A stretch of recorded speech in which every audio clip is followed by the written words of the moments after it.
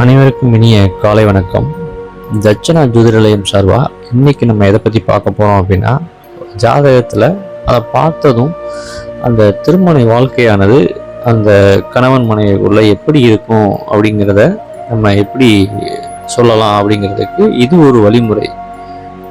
அதை நம்ம எப்படி அணுகும் அப்படின்னு கேட்டிங்கன்னா, உதாரணத்துக்கு ஒரு ஆண் ஜாதகத்தை எடுத்துக்கிட்டோம் அப்படின்னா, ஆணுக்கு கலஸ்திரகாரன் சுக்கிரன் அப்படின்னு சொல்லப்படுதா, அந்த சுக்கிரனுக்கு பின்னால செவ்வாய் இருப்பது, அதுபோக சுக்கிரனும் செவ்வாயும் லக்னத்துக்கு மறைவிடத்துல போறது, இதுபோக சுக்கிரன் செவ்வாய் அவர்களுக்குள்ள மறைவிடத்துல உட்கார்றது, இந்த மாதிரி இருக்கும் பட்சத்துல அது ஒரு சுமூகமான மன வாழ்க்கையை கொடுக்கறது கிடையாது.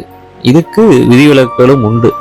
செவ்வாயோ சுக்கிரனோ, இப்போ உதாரணத்துக்கு செவ்வாயோ சுக்கிரனோ ஒரு சுபர்களுடைய தொடர்பு பெற்று அவங்களுடைய இடத்துல இருக்கும்போது இந்த பிரச்சனையானது மட்டுப்படுது.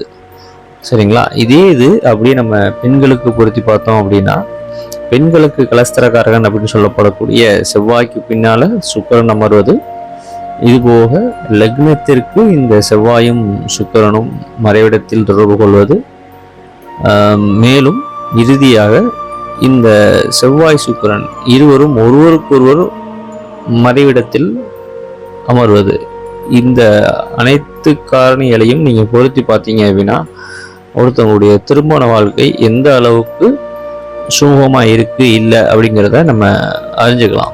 இதுவும் ஒரு வழிமுறை. இன்னும் பல வழிமுறைகள் இருக்கு, அதுல இதுவும் ஒரு எளிய வழிமுறை. இதை உங்களுடைய ஜாதகத்துல, உங்களுடைய தெரிஞ்சவங்க ஜாதகத்துல பயன்படுத்திட்டு இதை பற்றின ஒரு ஆய்வை நீங்கள் எடுத்து பார்த்தீங்க அப்படின்னா மிகச்சரியாக வரும். மீண்டும் ஒரு பதிவில் சந்திப்போம். நன்றி.